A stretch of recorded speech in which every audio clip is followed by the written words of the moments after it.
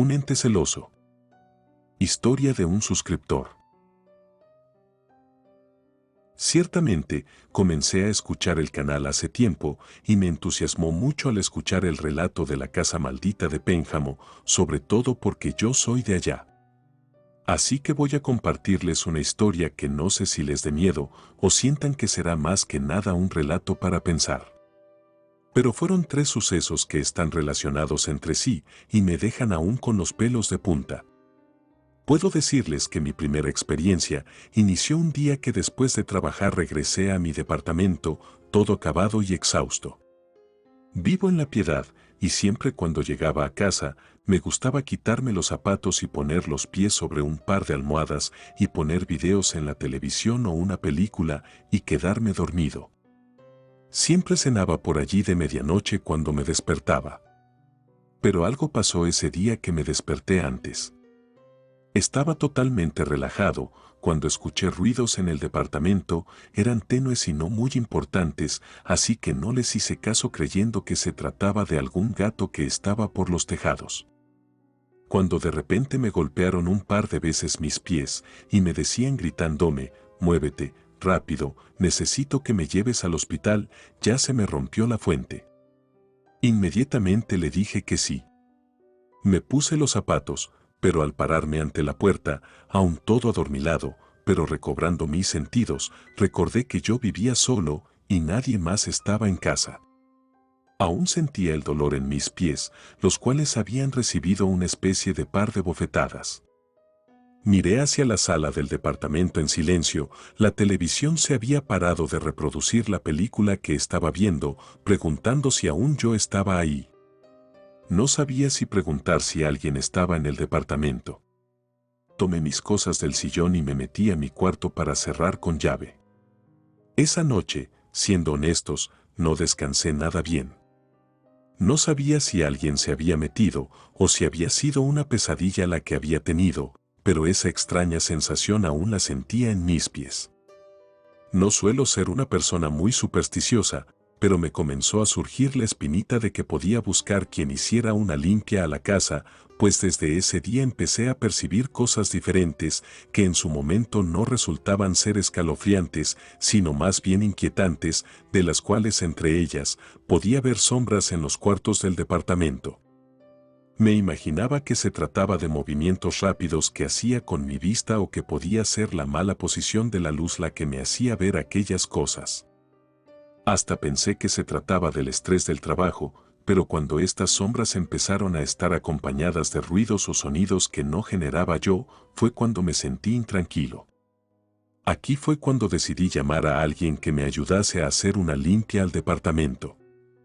Ciertamente, me sentí un poco apenado de llamar a alguien a que realizara ese tipo de trabajos, así que le pedí que fuera dentro de un horario en el que yo sabía que los vecinos no se encontraban.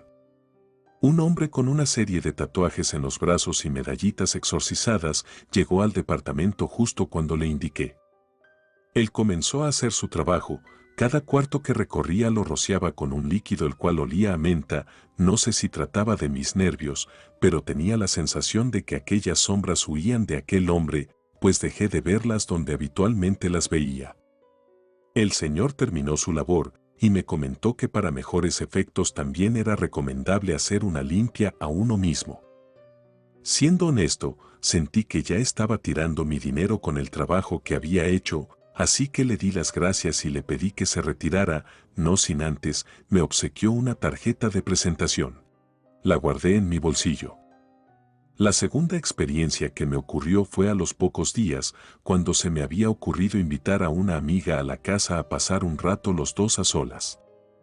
La situación por la que había pasado antes ya la había olvidado, e incluso la dichosa limpia que le dieron a la casa también, sin embargo, el olor a menta aún perduraba en el ambiente. Esa noche, después de una entretenida velada, mi amiga durmió en el departamento y fue la primera en levantarse al día siguiente. Yo me encontraba muy a gusto dormido, cuando ella entró de nueva cuenta a la habitación bastante molesta, le pregunté qué le sucedía, pues la vi recogiendo sus cosas, a lo que ella me comentó que nunca le había dicho sobre la otra chica que tenía en el otro cuarto y que estaba embarazada. Esto obviamente me desconcertó mucho, a lo que le dije que no había nadie más en casa, solo nosotros dos.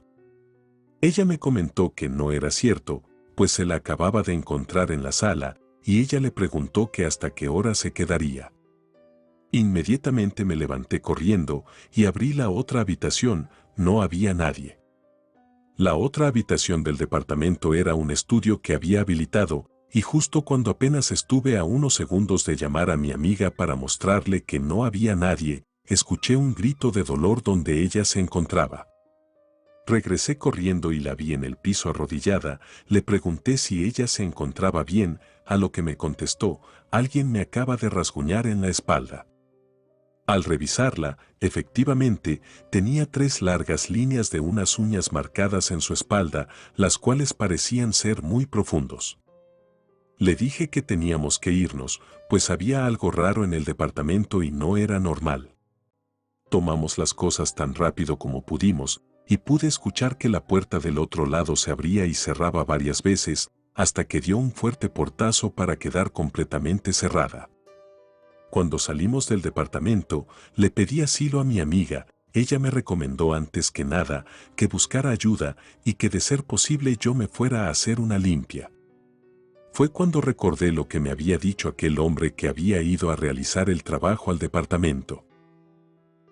La tercera experiencia que me sucedió y la última, hasta ahora, fue cuando me realizaron la limpia. Mi amiga me acompañó y me ayudó a explicarle al tipo lo que nos había sucedido. Incluso pidió ver los rasguños que traía mi amiga en la espalda. Nos contó que quizás se trataba de un espíritu o ente que no sabía que estaba muerta y se había aferrado a mí. Me comentó que para completar la limpia antes que nada debía tirarme las cartas para conocer un poco más sobre mi aura. Me dijo varias cosas que no le había hecho saber e incluso me mencionó aspectos de mi pasado que yo había pasado por alto, y fue cuando me comentó algo que me dejó bastante incómodo. Me preguntó antes sobre mi padre, a lo que le comenté que él había muerto ya y me había dejado el departamento como herencia hace ya varios años.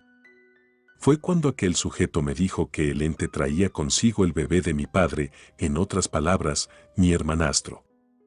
Ciertamente, yo tengo un parentesco muy grande con el físico de mi padre. A mi madre jamás la conocí, pues mi padre me mantuvo él solo desde que yo tengo memoria. La vida que sostuvo mi padre apenas cuando yo me independicé ya no la tuve muy presente, apenas sabía lo que hacía, por lo que no pude desmentir lo que dijo el brujo. Me realizó la limpia correspondiente y me comentó que me daría una protección especial para que me mantuviera a salvo de cualquier ataque, pero mientras tanto me recomendaba buscar las cosas de mi padre para desempolvar un poco su pasado, pues necesitaría la mayor cantidad de referencias posibles de aquella mujer. Esa tarde mi amiga me acompañó a la que fue mi casa antigua donde mi padre y yo vivimos en Pénjamo. No era una casa muy grande, de hecho era suficiente para nosotros dos cuando yo era un estudiante. Ahí busqué por todas partes hasta dar con lo que parecía ser un maletín en el cual saqué varias fotos. Allí se encontraba una mujer con la que se le veía en otras fotografías. Pero lo que me inquietó más fue que mi amiga encontró una caja bastante resguardada en una esquina del closet. La abrimos y nos encontramos con una urna con el nombre de una mujer, el cual por razones obvias no nombraré, y debajo de este nombre venía el puro nombre de un varón. No había indicios de cómo habían muerto o qué les había pasado.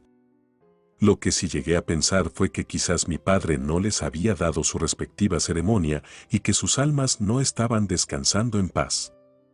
Tomé la urna, fotografías y demás recuerdos que parecía que mi padre guardaba de esa relación. Las llevamos con el brujo para que las examinara, a lo que realizó un ritual para bendecirlas y me las devolvió. Me pidió que buscara la forma de hacerles una ceremonia a las cenizas y que las resguardara en algún lugar. Recordé dónde había dejado a mi padre descansar en cenizas, por lo que se me ocurrió meterlos en el mismo lugar. Al concluir el día las cenizas de los 3 ya descansaban en el mismo templo de Pénjamo, el cual según yo es el mismo templo al que pertenece la historia de la casa maldita de Pénjamo, pues coincide con el lugar mencionado. Ya ha pasado algo de tiempo, las cosas se han tranquilizado bastante, o más bien por completo. Hoy en día la verdad no ha pasado más sucesos anormales en el departamento e incluso mi amiga y yo ya estamos saliendo más. Cabe señalar que la cicatriz de la espalda de mi amiga se le hicieron marcas permanentes, pues el brujo nos comentó que toda cicatriz hecha con odio o recelo no desaparecía en su totalidad. Relato escrito y adaptado por Lengua de Brujo.